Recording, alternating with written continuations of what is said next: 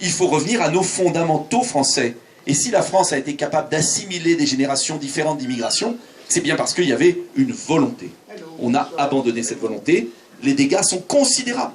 Considérables, on le voit, avec les événements, la perte des repères, etc. C'est aussi le concept de laïcité. Donc moi, je suis patriote. Je crois à l'indépendance de la France parce que je crois en la démocratie. Mais je crois aussi le rassemblement des Français, car les deux vont de pair. Et c'est ça être gaulliste.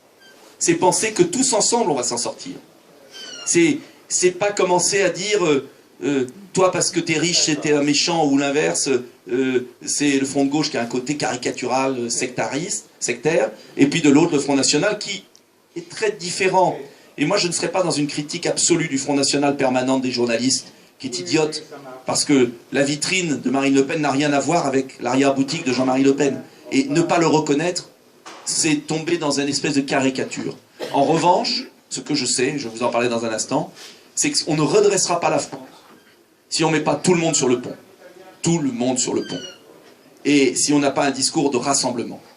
Le troisième axe, que dans notre petit papier, mais il est fondamental, c'est qu'on ne pourra rien faire avec la classe politique qu'on a. Quand j'ai mis « nettoyons la politique », c'est l'idée que rien ne se fera sans un peu plus d'intégrité, d'exemplarité. Ça va plus loin que l'intégrité et l'exemplarité. Que dans une période de crise, où on doit demander un effort aux Français, car faire croire aux Français qu'on va s'en sortir par miracle, ça c'est aussi une différence avec le Front National ou le Front de gauche. C'est que faire croire qu'on va pouvoir faire comme ça est une hérésie. Et on ne doit pas louper l'alternative. Parce qu'on va se débarrasser du PS et du MP, c'est fini. Ils sont finis. La question est de savoir comment. On va faire le ménage. Mais est-ce qu'on va casser toute la vaisselle? Ou est-ce qu'on va faire le ménage proprement? C'est ça la vraie question. Et vous savez, dans notre histoire, il y a eu la Révolution française. Il y a eu du ménage de fait, mais la vaisselle a quand même été pas mal cassée. Et puis après, c'est revenu à Napoléon. Donc il y a une histoire de notre pays. Notre pays peut être violent quand il est en colère. Et il est en colère aujourd'hui. Donc, moi je veux qu'on fasse le ménage, mais qu'on le fasse intelligemment, parce que je veux pas qu'on perde de temps. Et je veux que la France s'en sorte. Donc il y a tout un travail de rénovation de la vie politique qui passe par quoi? Qui passe par l'intégrité, c'est pourquoi je propose l'inéligibilité à vie pour les hommes politiques condamnés. C'est plus possible de voir ce qu'on voit. L'exemplarité, c'est-à-dire d'appliquer les règles de tout le monde. Je ne vois pas pourquoi on a des règles différentes pour les hommes politiques. Enfin, de renouveler les équipes. C'est pourquoi, bien que gaulliste, je pense qu'il faut de la proportionnelle. Pas complète, mais à moitié, ou on a dit 10%, ce qui n'est pas assez à mon avis. Il faut aérer le système, il faut l'oxygéner. On ne peut pas continuer comme ça. Et puis surtout, il faut consulter nos peuples français par référendum sur les grands sujets dans les 6 mois d'une élection présidentielle. Sur la politique pénale, sur la politique migratoire, sur la politique économique, sur la politique éducative. Parce qu'il y a tellement de résistance, parce que les corporatismes sont partout, parce que les lobbies sont partout, parce que le pouvoir de l'argent est partout, au-delà de l'intérêt général. Et on n'y arrivera que si à un moment, on dit aux Français, voilà, nous, il y a quelques réformes fondamentales, on ne pourra pas tout faire. On ne pourra pas tout faire. On doit se centrer, allez, sur 5-6 points. L'emploi, relocaliser 1 million d'emplois. Et c'est possible. Et je vous expliquerai comment. On peut rendre les Français propriétaires de leur logement par une grande politique d'accession sociale à la propriété. On peut donner une seconde chance professionnelle par la carte de sécurité professionnelle que j'ai inventée, qui vise à avoir un crédit de formation professionnelle utilisable tout au long de la vie, pour redonner une chance à ceux qui n'ont pas eu de chance au démarrage. On doit revoir notre système de santé publique, revoir l'école publique sur les fondamentaux. On a bien été capable d'apprendre aux Français au petit breton. On n'est pas capable aujourd'hui d'apprendre à écrire, à lire l'histoire de France, les choses simples. Moi, c'est ça que je veux faire. Je ne vais pas dire qu'on réglera tous les problèmes, c'est pas vrai. C'est simplement remettre le pays à l'endroit et associer tous les Français à ce redressement. Alors, toujours comment on fait? Parce que je sais ce que vous dites. Moi, j'imagine, parce que j'ai l'habitude à force. Vous vous dites, bon, il est peut-être sympathique ce gars-là, pourquoi on le croirait? Il y en a tellement qui nous ont raconté des salades, mais à la rigueur, si on le croit. Comment lui faire confiance? D'ailleurs, lui, c'est pas moi tout seul, heureusement, on n'est pas tout seul. Et il y en a beaucoup qui sont là. Je pense à Jean-Philippe Tanguy, qui a été un des plus jeunes candidats à l'élection européenne, comme tête de liste dans la région nord-ouest, la vôtre.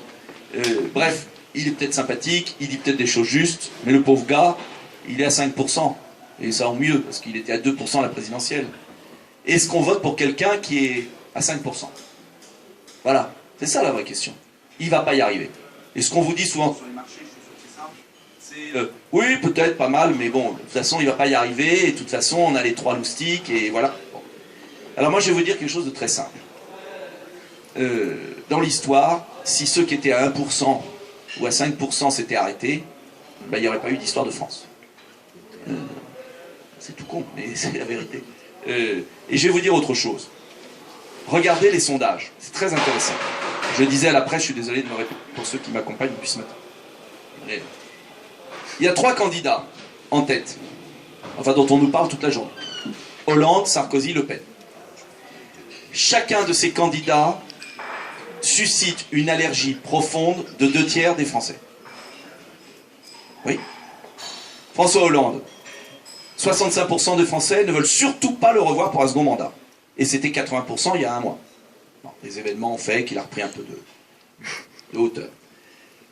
Nicolas Sarkozy, rien qu'à le voir à la télévision à nouveau, il y a 65% des Français qui disent surtout pas lui à nouveau. Chef, s'il vous plaît. Allergie. Non.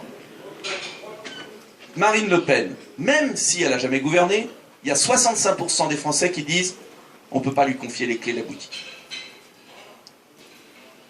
Et ce ne sont pas des oppositions, comment dire, aléatoires. Ce sont des vrais rejets et des vrais refus. Quand vous regardez les sondages dans le détail, c'est quelque chose de très solide. Et ces 3 candidats sont mis comme les seuls possibles pour 2017. Ça veut dire quoi? Ça veut dire qu'on nous enferme dans des choix, dans 3 choix par défaut absolu. Pas par défaut, peut-être bien que oui, peut-être bien que non. Par défaut total. C'est-à-dire que si un des 3 est élu, il se trouvera confronté à une opposition massive des 2/3 du peuple français. C'est colossal. C'est colossal. Alors qu'est-ce qu'on veut faire, nous? Eh bien, moi, je veux dire aux Français, voilà, on a 2 ans, pas moi tout seul, bien sûr, j'en suis incapable. On a 2 ans pour, dans toute la France, comme faut aller à la rencontre des Français et leur dire, c'est pas possible. Réveillez-vous. Engagez-vous. C'est cette affiche qu'on a fait avant les événements tragiques du mois de janvier. Engagez-vous. Parce qu'il y a un moment, je me suis dit, je peux faire tout ce que je peux, vous pouvez faire tout ce que vous pouvez. Si on ne secoue pas un peu nos concitoyens, à un moment en leur disant, arrêtez de râler toute la journée, vous râlez toute la journée, mais à un moment, réveillez-vous, nous on est là, et vous allez voir, on va y arriver ensemble. Alors ça paraît fou, ce que je vous dis, mais en fait c'est pas du tout fou du tout, puisque vous avez envie de voir un des 3 président de la République. Et surtout, enfin d'autres peuples montrent l'exemple. Regardez Syriza en Grèce, je connais très bien la Grèce, c'est pour ça que j'en parle souvent. Il y a les défauts des Grecs, bien sûr. Mais ils avaient une classe politique minable, qui les a ruinés.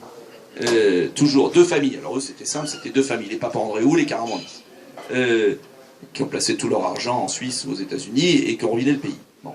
2 familles. Ils ne pensaient jamais s'en sortir. En 2009, souvenez-vous, Syriza, 5% des voix. 5%, comme nous. Le PASOK grec, Parti socialiste grec au pouvoir, 43% des voix. 2015, Syriza 35%, je ne sais plus combien, le PASOK 6%. Bon, alors il y a eu des événements extraordinaires bien sûr. Mais ça veut dire quoi? Ça veut dire que quand trop c'est trop, c'est trop. Mais pourquoi Syriza a gagné? C'est pas mon bord politique, donc je le dis d'autant plus librement. Il vient de la gauche. C'est qu'il n'a pas fait alliance, parce que les commentateurs disent c'est comme Mélenchon, etc. Pas du tout. Il n'a pas fait alliance avec le Parti communiste grec, le KKK, qui est à 10%. Il est parti de zéro. Il a renouvelé complètement les équipes. Il a parti de gens intègres, droits. Il est parti de gens vrais, qui ne sont là que pour une période temporaire. pour servir l'intérêt général et pour remettre le pays en état. Et il a fait alliance avec un des partis qui est un de mes partis frères, des Grecs indépendants, qu'on a présentés dans la presse française comme des fascistes, ce qui est totalement faux, nationalistes, enfin c'est une honte ce qui s'est passé dans la presse française. Et alors personne n'a compris à Paris en disant mais pourquoi il fait alliance? Mais simplement parce que, comme dans la résistance pour la France, comme le général de Gaulle, ils estiment qu'il fallait sauver la Grèce. Et ils se sont alliés. Eh bien, cet exemple-là, il montre que rien n'est jamais foutu pour un peuple. Et qu'à un moment, on peut y arriver si on repart à zéro, mais pas si on recycle les vieilles gloires, pas si on reprend ceux qui ont mis la main dans le pot de confiture, pas si on reprend des mous, des nuls, comme on a eu pendant des années, des lâches. Et je suis dur parce qu'il y en a assez. Il y en a assez. On ne peut pas continuer comme ça. Alors c'est pas facile ce que je veux faire, c'est très difficile bien sûr. Mais je me dis souvent on n'a pas le choix. On n'a pas le choix. On n'a pas le choix. Parce que si nous ne le faisons pas, si les républicains, au sens qui croient en la République, qui croient en la démocratie, qui croient dans le suffrage universel, qui croient en la France, à sa civilisation, si nous on n'est pas capable de faire ça, il ne faudra pas pleurer demain quand on sera dans un régime médiocre, parce que les Français, par désespoir, auront fait ce qu'ils pouvaient faire, c'est-à-dire choisir les moins pires. Voilà, ce qu'ils croient être les moins pires, sachant même pas quel est le moins pire. C'est ça le choix qui est devant nous. Et contrairement à ce que vous croyez, l'histoire de France va vite. Et c'est pas parce qu'il ne s'est rien passé pendant 30 ans qu'il ne peut pas se passer quelque chose dans les prochaines années. Et on le sent bien pour se voir, le pays est à bout. Alors, notre boulot, il est de parcourir les routes de France, de faire du bouche à oreille, la France n'est pas si grande, pour dire, levez-vous, engagez-vous, secouez-vous, vous avez entre vos mains l'avenir de votre pays. Voilà, merci de m'avoir écouté, et maintenant nous passons aux questions. Merci à vous tous.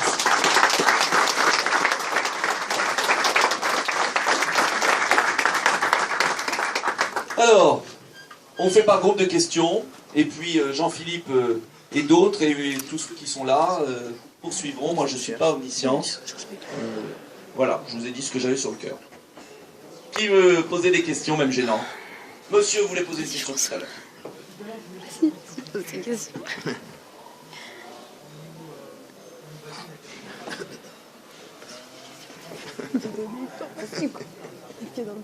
C'est quoi? Ouais, il faut qu'il commence par retirer les mains de ses poches.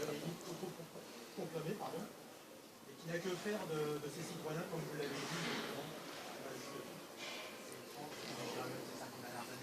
de gauche. Je pense que je vais me contredire, parce que j'ai regardé un petit peu sur Internet tout à l'heure. Donc vous êtes proto-évangéliste. Moi je ne suis rien du tout, je suis athée. Je suis athée au niveau de la religion, je suis athée au niveau de la foi. Je suis même dégoûté. Voilà, donc on nous sert à longueur de journée des mots tels que démocratie, etc. Démocratie, c'est le pouvoir par le peuple.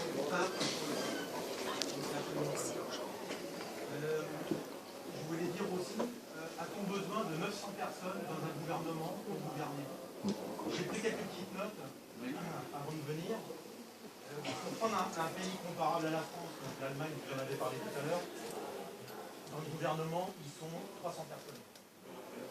On a un gouvernement, comment dirais-je, un gouvernement en France, ministre, secrétaire d'État, président, etc., 36 personnes. En Allemagne, c'est 9 personnes.